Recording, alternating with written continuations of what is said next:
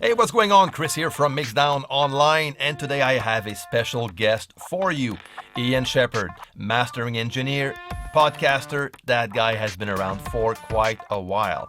Now we are going to talk about loudness with Ian. How loud should you master your music for online streaming services like Spotify, iTunes, YouTube, and so on? And stick around because Ian is going to share with us a free tool that will help you with this. And we're also going to talk about his new course, Home Mastering Compression. So let's go and talk to Ian Shepherd.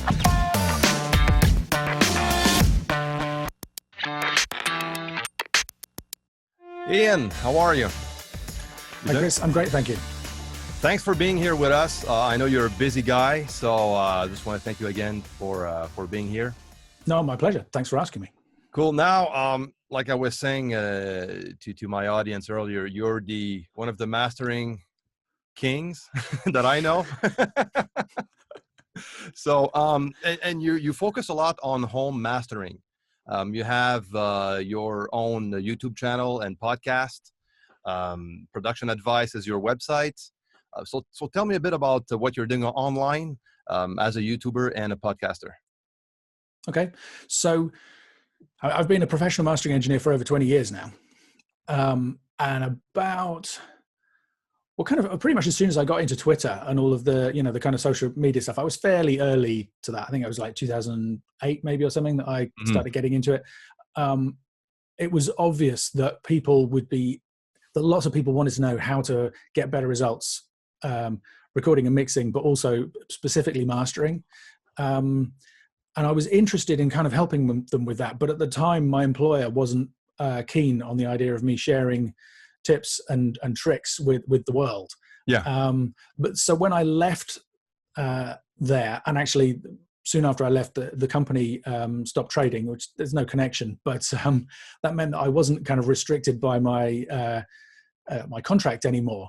I thought, well, I'm going to do this. I just, because I was aware that there are people out there who are always going to use a mastering engineer, and there are people who are just fascinated by this stuff and actually are never going to use a mastering engineer because they want to get involved themselves. They want to find out about it. I mean, it's a fascinating topic, I think. It is. And my feeling, the information I was seeing on the internet, especially at that time, was a really mixed bag. There was some, well, it still is. There was some great stuff, and there was some stuff that where I was just like, don't do that. No. And I just thought if people are going to be learning this way, I would love them to do a great job of it rather than not, in my opinion. Yeah, exactly. So that was the kind of the reason for setting up the website in the first place. And people were asking me to go into more depth than it was kind of feasible to do in YouTube videos, and just in terms of the investment of my time and stuff. So I thought, okay, well, I'll create some products. So since then, I've done three things now. There's the Home Mastering Masterclass course, which is an 8-9 week course where every week I master a different song. There's Home Mastering EQ, which is a kind of deep dive, much more structured into how I use EQ in mastering. And then the latest one is Home Mastering Compression, which is that just came out. Yeah, right. Yeah, just a few weeks ago. So how I use compression and limiting in mastering. Now it's actually an update on the first thing I ever did was an ebook called Mastering with Multiband Compression. Yeah. Because people were really interested in that as a topic. That ebook is included in this product, and I've updated it. It didn't need much updating it, but I kind of made sure everything is current in it. But then there's 5 videos that go into far more depth about how I wouldn't say it's the only way to use, there are no rules, but the way that I use compression in mastering is very different. I think a lot of people use compression in recording and mixing. It's two different worlds. Mastering is like something else. It can be very confusing at some point for most of us anyways. I think that's true. Yeah. And I mean, people are kind of asking me, oh, can I not use the mastering processing while I'm mixing? To which I always said, well, you can, but I don't recommend it. I mean, I can't cope with that mentally myself. For me, it's really valuable to separate the mixing and the mastering processes. You kind of come at it with a different mindset, you listen in a different way, you're listening for different things. And I mean, the podcast is the same, really. It's just, there's a ton of free content on the website and the podcast and the YouTube channel. So all of them just kind of feed into each other. And then the other thing I've been doing more recently is developing the plugins with meter plugs to kind of to give people tools to help them do this stuff even better. I'm going to leave all the links below because that podcast is a very good podcast. I'm a listener. I listen to most of your podcasts that you do, and I really, really enjoy them. And it helps a lot, especially when you do some home mastering, and you just want to get more in depth into home mastering. Only listening to the podcast helps a lot, and just to dive deeper, the courses are an amazing help. No, that's great to hear. I'm glad they're helpful. That's that's the goal with all of this stuff. That's cool. Now, just want to talk about a bit about loudness. We've been going through all the the 2000s where everything was super loud and aggressive, and it was like that competition between mastering engineers. Like the louder the better. That was the type of mentality we had back then. So I know that you were always against that approach. So explain to me why, and explain to me where we're at right now with all these online platforms like Spotify, Google Play, iTunes and stuff. Okay. So, you're absolutely right. And I was part of the Loudness Wars in the early days. I started working as a mastering engineer in 1994. And by the time it got to the year 2000, you had albums like Californication by the Red Hot Chili Peppers and What's the Story, Morning Glory by Oasis, super, super loud masters. And the Oasis album was just clipped. I've heard the engineer, he just turned it up, it went into the red, whoosh, sliced all the peaks off. And if you listen, you can hear that going on. Imagine, wow. So, and for me personally, around about that time, I kind of was like, okay, that's far enough. Because if you're a mastering engineer, you know this stuff. If you play somebody two files, they're exactly the same, but one of them is slightly louder, most people will probably say they prefer the slightly louder one. You hear a little bit more bass, a little bit more treble. That's where the whole louder is better thing comes from. Yeah. So it's true that louder is better, but only up to the point where you have enough headroom, right? Exactly, yeah. Clipping can be hard to hear if you've got some really transient stuff happening, drums and percussion and things. A little bit of light clipping can be very transparent and difficult to pick out. So, but once you get past a certain point, it starts cutting into the meat of the signal, if you like, the body of the signal, and it gets pretty nasty pretty quickly. So at that point, I kind of said, okay, I'm comfortable with the loudness I'm mastering at, and I've basically stuck with it ever since then. I recently picked up a couple of the first albums I ever mastered on eBay. Kind of put them on here in my little room, thinking I was pretty pleased, and the loudness was pretty much on a par. And I think that mastering is about managing the dynamics to get the best results. It can be a problem if stuff is too dynamic, just as much as if it's not dynamic enough. If the verse needs to be balanced with the chorus, so that like if the chorus is hitting you hard when you're listening, you can then hear the verse and it sounds a little bit quieter, but not too much quieter. It doesn't kind of disappear, especially if you're in the car or some other kind of noisy environment. So you need that balance. You need to be in that sweet spot. But once you get past a certain point, you don't get any more benefits. And as far as I'm concerned, it just starts damaging the audio, unfortunately. So that was kind of my perspective on the Loudness Wars as they were. And I started Dynamic Range Day, which is an online event back in 2010 to try and encourage people to master their music with a more balanced approach. Kind of being aware of these issues. And that's once a year? The Dynamic Day? Yeah, that's once a year. It was like a few weeks ago, I believe. No, longer than that. March, April. It was in May this year because it was a little bit late. So yeah, it wasn't that long ago. But that kind of the first quarter of the year. But since that started, in fact, I think around about the time that it started, Spotify in particular introduced loudness normalization. So the number one cause of complaints from listeners to radio, TV viewers, and users of portable media players and online streaming services is sudden changes in loudness. Nobody likes being suddenly blasted by the adverts, or not being able to pick out the dialogue in a quiet section, or the music just not being loud enough. It really bugs people. So streaming services and manufacturers, everybody wants to give the best possible user experience. Definitely. So the solution they've come up with is to measure the audio, figure out roughly how loud it is, and try and even it out. And some of them turn quiet stuff up and some of them don't, but all of them turn loud stuff down.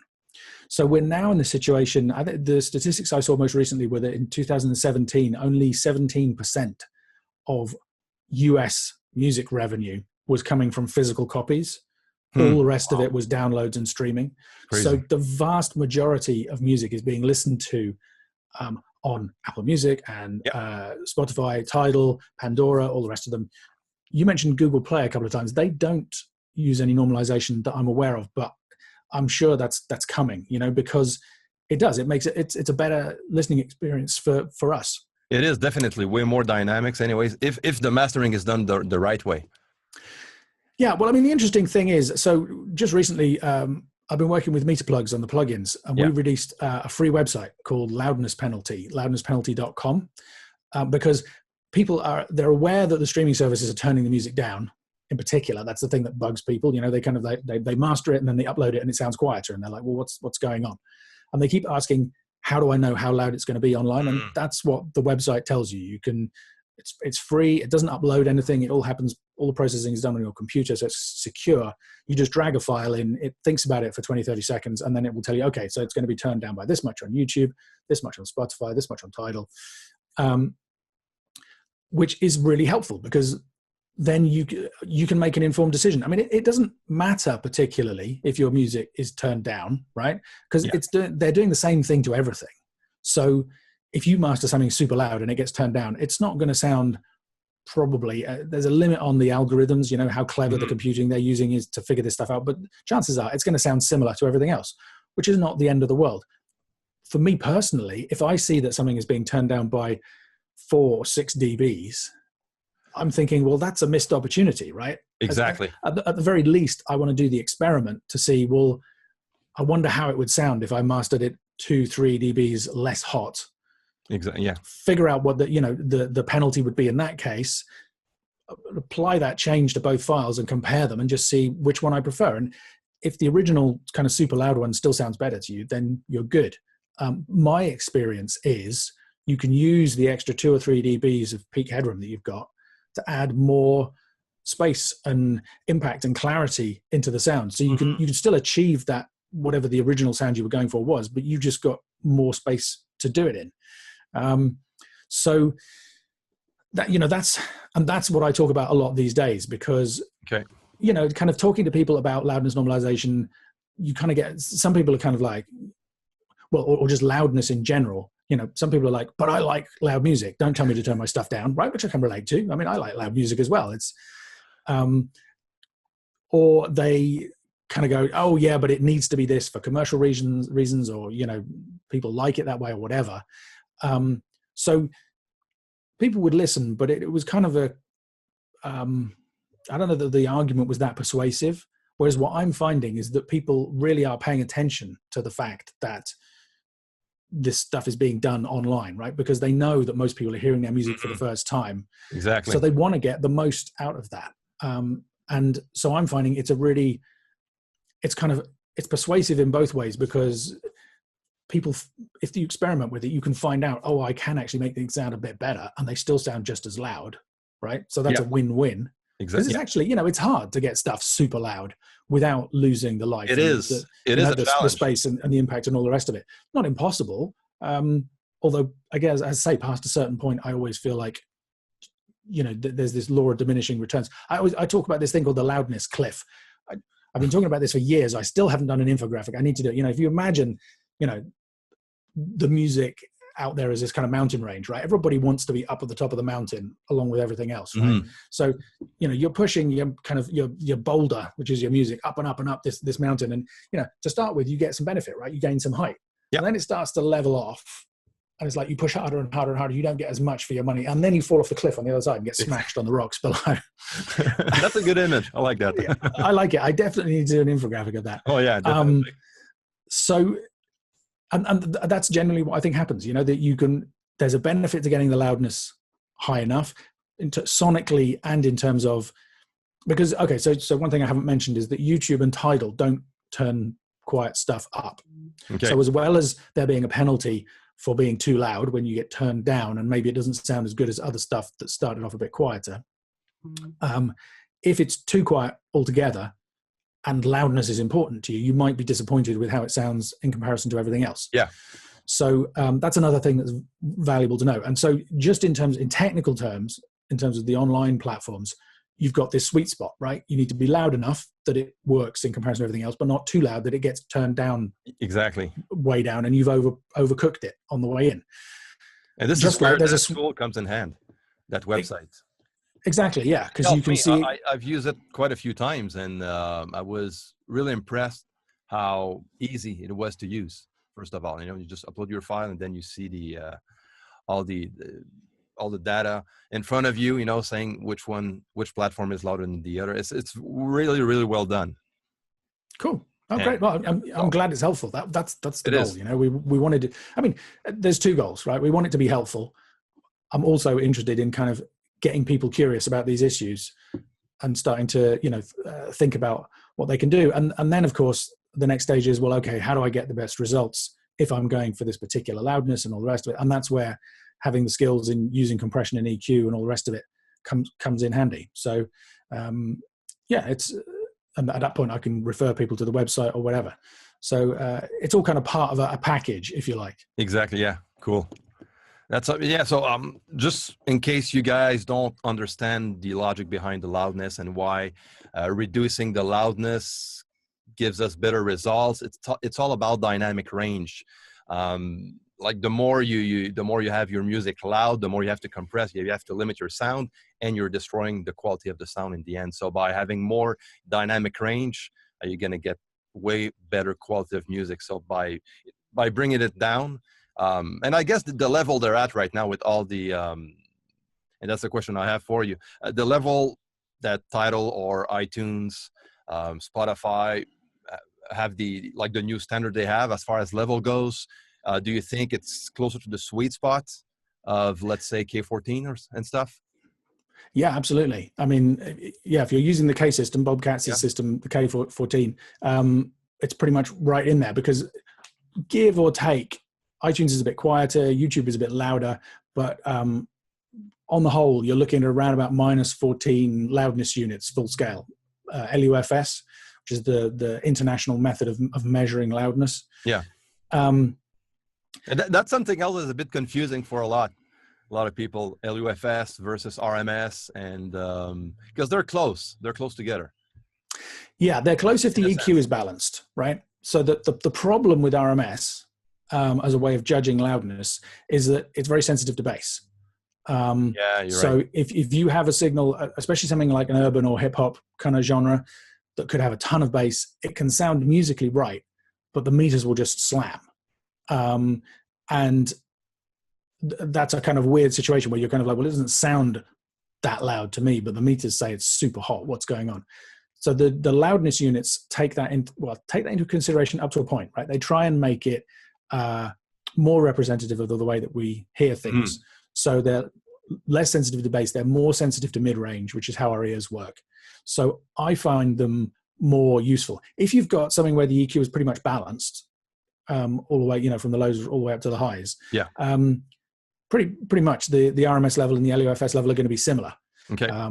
But yeah, I find LUFS more reliable for judging actual loudness. You can teach yourself to use an RMS meter or a VU meter. It's like any meter. You need to know what you're seeing and how it corresponds to what you hear. But it's closer for me with LUFS. The two things to say about that as far as kind of streaming are concerned is we can use the loudness units to measure what they're doing, but only Tidal are actually using loudness units to decide how loud stuff is. So when I say that kind of -14 is more or less where they all are, if you put any one of these services on and play it for a while, the average level is going to be around about that kind of -14 level. Okay. But you could still have certain songs that are louder or quieter. That's another reason to use the Loudness Penalty website, right? Because it gives you much more precise values. Definitely. Than the kind of the estimates. But the other thing to say is that lots of people kind of take this information, they go, okay, so I should aim for -14 because if that's what Spotify or wherever are going to make it eventually. I wouldn't necessarily agree with that.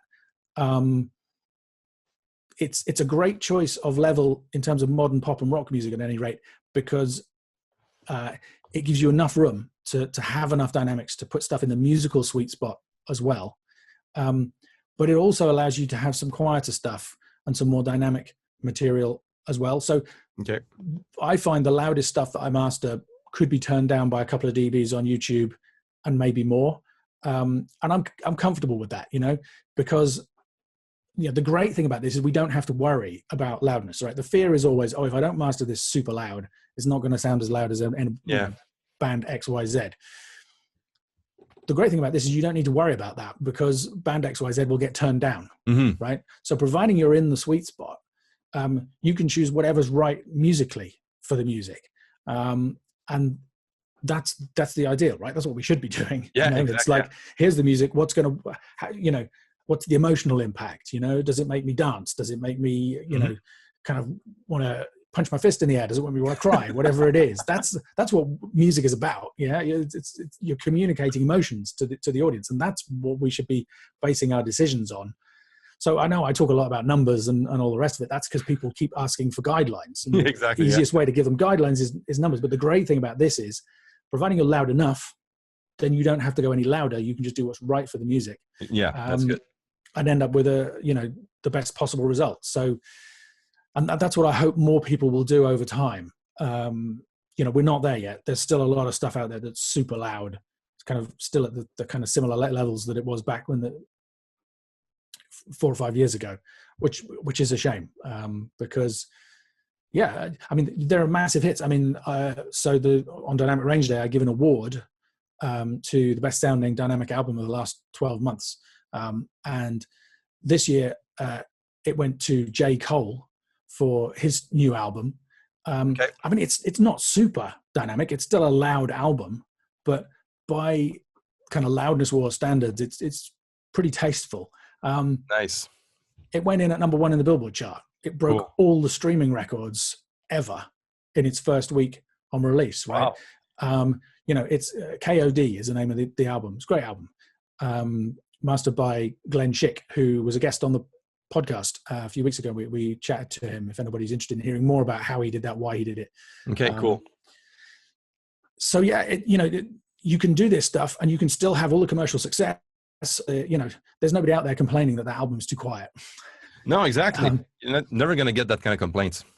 That's right. And it sounds amazing online, and it will sound amazing if you play it on CD as well. Somebody might, if they just had it on after something that was super loud, they would turn the volume up ever so slightly, but it's not the end of the world, And on an iPod or wherever else, it's going to work really, really well. And there's some commercial albums that were mastered in the 2000s that have been remastered for all these digital platforms. For example, that's right. I remember seeing online Green Day's American Idiot being remastered, and just by seeing the wave file, the before and after, it was like crazy. You had that one block, the CD version, and the online version had like a lot of dynamics going on. Absolutely, for the same song. And I hope we'll see more of that kind of happening. You also see the opposite, unfortunately, where you see classic albums back in the day mastered and crushed. But I'm hoping that people always used to ask, why does this song sound louder than mine when I hear it in the CD changer, right? That was the first place where people, because you'd load up like 200 CDs and you'd be in a club or somewhere and you'd hear these CDs on shuffle, and suddenly one of them would pop out and you go, why? And you would say, well, that's because it was louder probably than the rest. Whereas these days, what you get is, well, why did my song not have as much impact as that song when I heard it on YouTube or wherever? And chances are that's because the other one had better dynamics, right? It just popped out of the speakers a bit more because it had a bit more room to breathe. Exactly. And a bit more life to it. So I feel confident that over time, the questions are going to change. More and more people are going to become aware of this. Currently you have this slightly bizarre thing where like the Janelle Monáe album that just came out, I was listening to that on YouTube and thinking, this sounds fantastic. It has great dynamics. I'm going to be able to talk about this. I went and listened to the version on iTunes and it's like 3-4 dBs louder. and it just doesn't sound as good.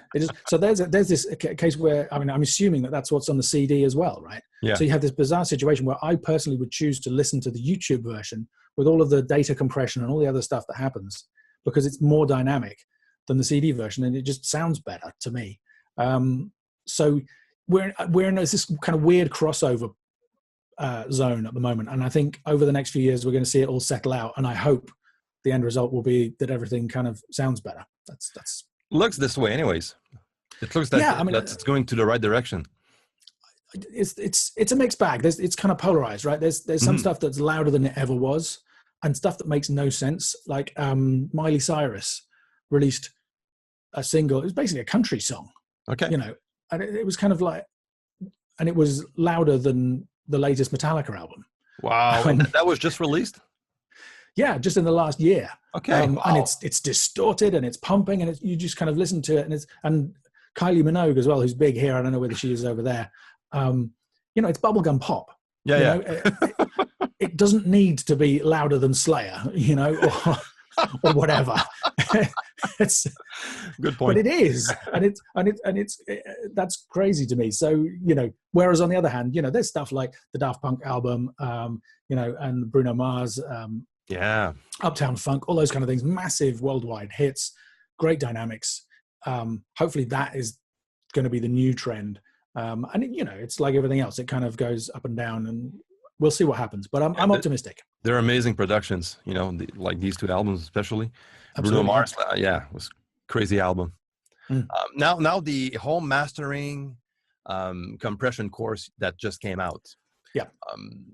The question I have for you, Ian, what is the biggest mistake that a home studio owner is going to do with mastering that made you come up with that new course? I would say the biggest one is, this is the advice I see a lot online, right? Is, so people know that a mix is not going to be as loud as a master. And if you supply a mix to a client, or just to the band, if you're working with friends or whatever, they're going to compare it to that master, right? And they will probably do it using CDs or whatever. So there's no loudness normalization in there to kind of help you out. And they're kind of go, well, why is that not louder? So people want to make their mix refs louder. And the advice that I see is kind of, well, put it through the Waves L1 or Isotope Ozone or whatever it is, and just adjust the limiter till you see 2, 3, 4 dBs of gain reduction. That might work, right? It depends on the material, depends how dynamic it was going in, it depends on the arrangement, all the rest of it. But it might not. I mean, if you just think about, okay, let's, Hammond organ solo, right? Somebody playing solo Hammond organ versus a full-on metal band, right? If the metal band has drums in, even if the drums are heavily compressed and limited, there's a lot more dynamics in that original signal. The Hammond is quite a sustained, gentle sound, yeah? If you turn a Hammond organ up so that the limiter is cutting into it by 2 or 3 dBs, it's going to be so much louder than the metal band, right? Because it had no spikes to begin with. You're going to take it up to here. Yeah, you can see what I'm looking at. It's like this to begin with. You bring it up here. The average loudness is up here.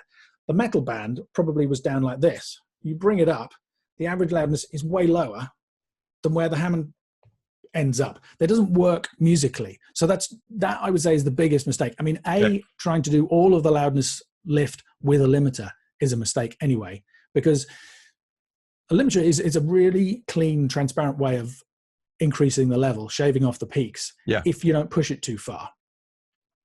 But it's not uncommon that you might, going from a mix to a master, want to increase the level by 6 or 8 dBs, right? Yeah.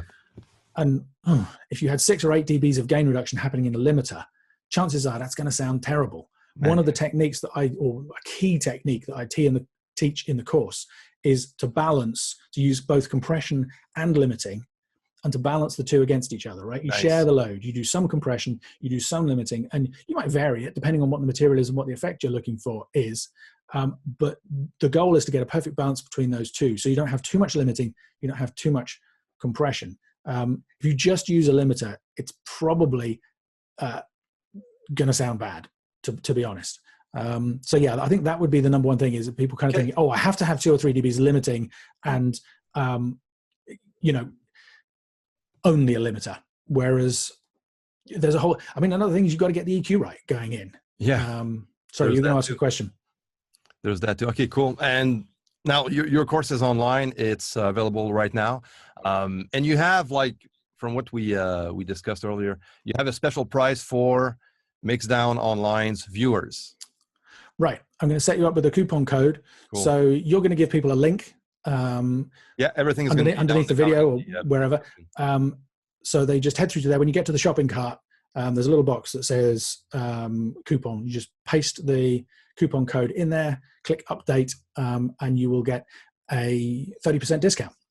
Awesome. Thank you a lot, Ian. So guys, I'm going to leave all of these links in the description down below. The coupon code is going to be there, the website, the podcast, meter plugs, the Loudness website, okay, for you to go and check if your music is loud enough or too loud. So everything is going to be in the description down below, and go check Ian's YouTube channel as well. It's going to be right on top here. So check him out. And Ian, thank you again. It was very, we learned a lot, talking about loudness and mastering, and home mastering is always good for home studios. It's something that can be very confusing and very complex, because we all know it's way different than mixing. So thank you again. It's been, we had a great time. My pleasure. Thanks for asking me. And that's a great point that you made there at the end. I always say mastering is simple. It's not to say it's easy, right? Yeah. But I genuinely believe at its heart, it's, people get confused with all these 7-8 plugins in their mastering chain, all the rest of it. Most mastering that I do is some EQ, some compression, and some limiting. And it's, the stuff that I teach is all about why you should do stuff, not what, and having that understanding, it doesn't make it any easier, but it does, I think, make it a lot simpler, and it gives people a lot more confidence that they know what they need to do, or that they understand what's going to happen in mastering, even if they're not interested in doing it themselves. Exactly. So hopefully they find it helpful. Thanks again.